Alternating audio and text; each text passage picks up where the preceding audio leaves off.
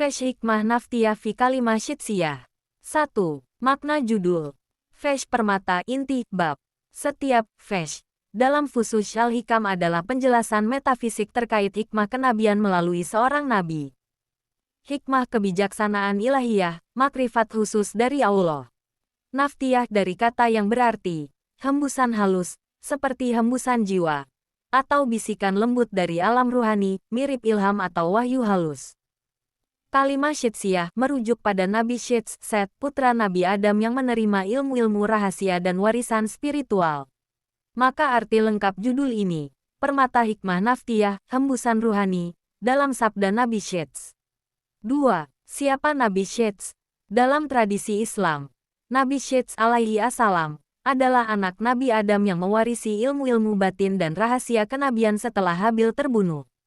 Ia dianggap sebagai nabi pertama setelah Adam, dan simbol transmisi spiritual batin.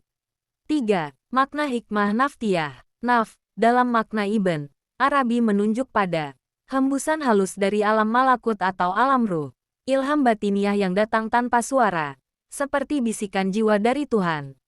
Maka hikmah naftiyah adalah kebijaksanaan ruhani yang tidak melalui logika, tetapi melalui syuhud penyaksian dan ilham.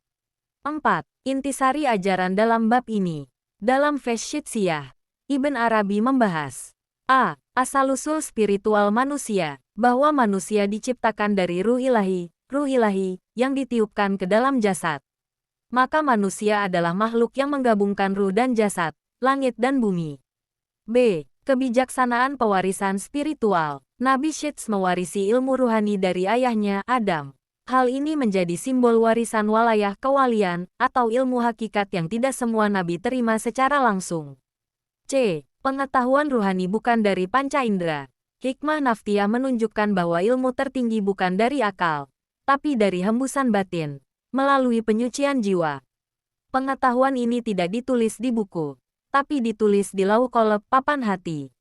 5. Tujuan bab ini menyampaikan bahwa kenabian dan kewalian bertumpu pada warisan ruhani, bukan semata-mata penampakan luar. Nabi Syits menjadi contoh dari manusia ruhani sejati, pewaris hakikat. 6. Beberapa kutipan utama, terjemahan bebas. Sesungguhnya Allah meniupkan sebagian dari ruhnya ke dalam jasad Adam, maka segala yang berasal dari Adam juga membawa hembusan itu.